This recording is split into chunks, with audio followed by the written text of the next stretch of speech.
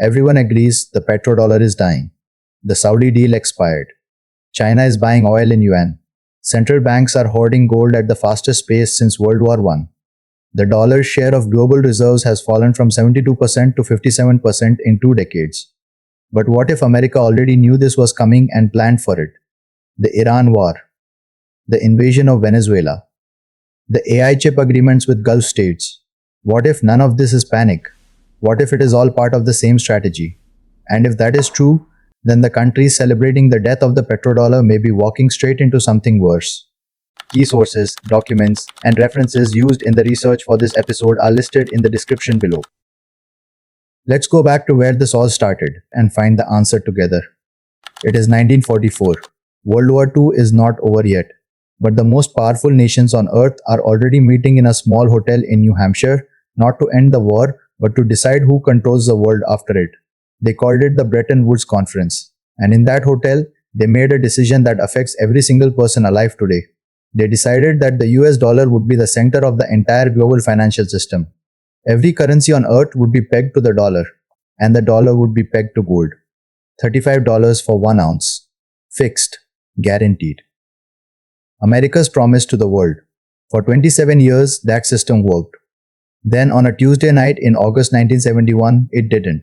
President Nixon walked onto television and told the world that America was ending the dollar's convertibility to gold, effective immediately. What he didn't say, what nobody said publicly, was why. America had been secretly printing far more dollars than it had gold to back them, funding the Vietnam War, funding the Cold War, funding a lifestyle the country simply could not afford. The world had noticed. Countries had started showing up at America's door, demanding their gold back. Nixon didn't have it. So, he did the only thing he could. He slammed the window shut, no more gold. The dollar was now backed by nothing but America's word. And in 1971, America's word was not exactly trusted. 2 years later, things got catastrophically worse. October 1973, Egypt and Syria launched a coordinated military offensive to reclaim their invaded territories occupied by Israel since 1967, known as the Yom Kippur War.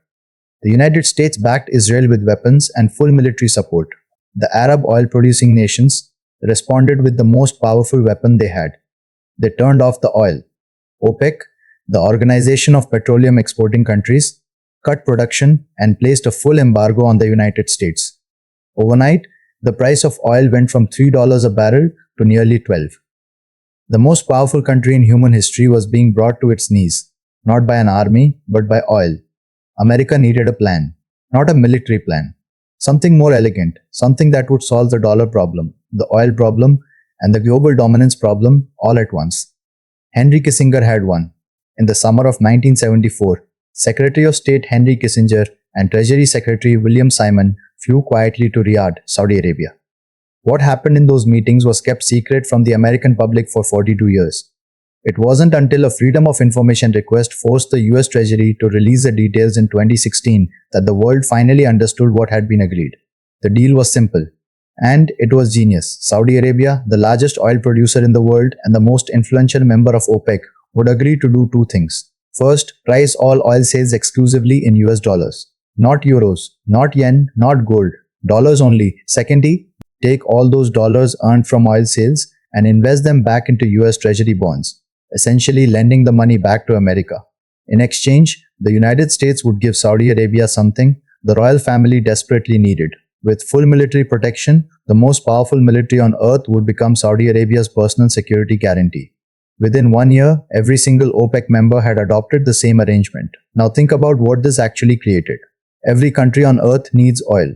Every factory, every military. To buy oil, you now need US dollars first, which meant every country on earth, whether they did any business with America or not, had to constantly buy and hold American dollars just to keep their economies running. America had solved its problem without firing a single shot. The dollar no longer needed gold. It had something better. It had oil.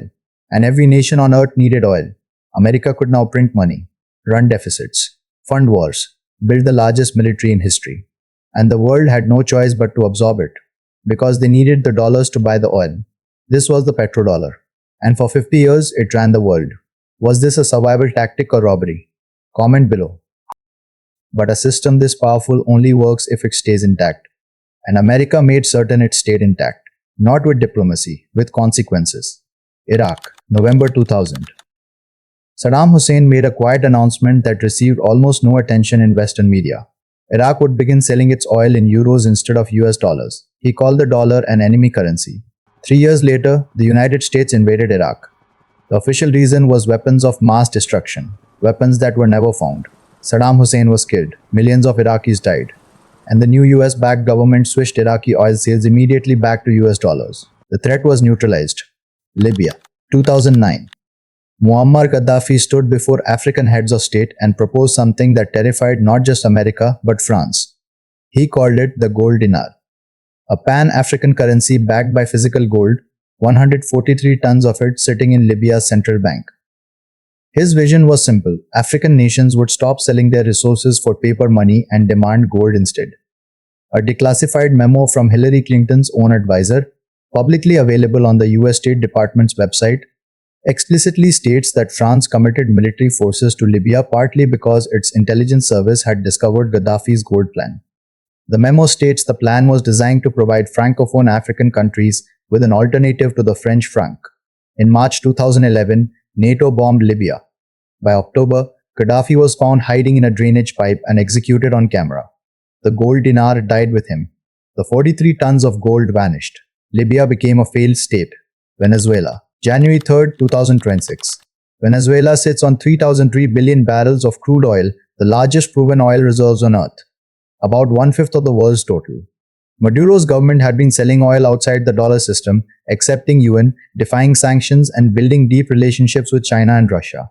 On January 3, 2026, US Special Forces launched Operation Absolute Resolve. In 2 hours and 28 minutes, one of the shortest military operations in history, Nicolas Maduro was captured inside his own presidential palace and flown to New York to face trial. At his press conference that day, Trump said, "We're going to have our very large United States oil companies go in, spend billions of dollars, fix the badly broken infrastructure, and start making money." Defense Secretary Hegseth called it the exact opposite of Iraq. "We spent decades and purchased in blood and got nothing economically in return." President Trump flips the script. The world's largest oil reserve, back under American influence, priced in American dollars, without a single NATO ally needed. The pattern across 50 years is not subtle when you look at it directly. Iraq tried to price oil in euros. Iraq was invaded. Libya tried to create a gold-backed currency. Libya was destroyed. Venezuela sold oil in yuan and defied the dollar system. Venezuela was taken.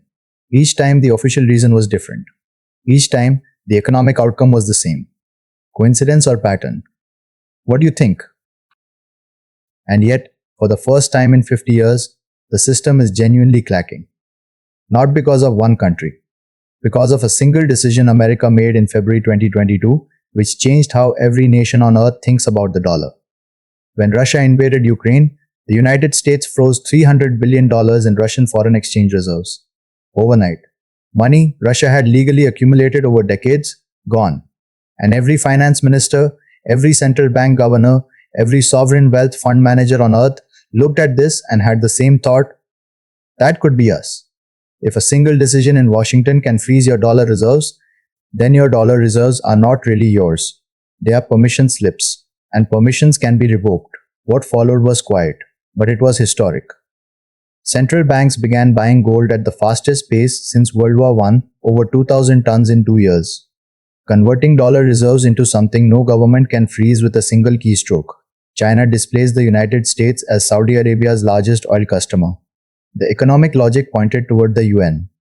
And in June 2024, with almost no public announcement, no press conference, no headlines, Saudi Arabia allowed the 50-year petrodollar agreement to quietly expire without renewal. The deal that Henry Kissinger built in secret in 1974, the deal that ran the world for half a century, was simply allowed to die. And Washington said nothing. No emergency response, no pressure on Riyadh, no new deal announced. Which brings us to the question that should be keeping you awake at night. Why was Washington so quiet? America has the most sophisticated financial intelligence apparatus on earth. They saw Russia's dollar dumping in real time. They watched China build the Shanghai Oil Exchange years before it launched. They knew Saudi Arabia was pivoting toward Beijing long before the deal expired. Are we seriously supposed to believe that the country that designed the petrodollar, that enforced it through military intervention across 3 continents and 5 decades, simply had no plan for what came next? Or is it more likely that the people who built the original system were already building the next one? Here is what the evidence shows, and what almost no one has connected into a single picture. Move 1. Venezuela. If Middle Eastern oil is becoming unreliable due to war, China's growing influence, and the Strait of Hormuz crisis, America secured the world's largest alternative oil reserve in January 2026 in its own hemisphere, under American company control, priced in American dollars. The Middle East doesn't need to cooperate if the Western Hemisphere does. Move 2. Destroying the competition's leverage. The Iran war has devastated Middle Eastern energy infrastructure. The International Energy Agency called it, in their own words, the greatest global energy security challenge in history. Saudi Arabia needs oil at 170 a barrel just to balance its national budget. It is nowhere near that today. The same Gulf states that were supposed to be pivoting toward China are now calling Washington for dollar swap lines just to stay afloat.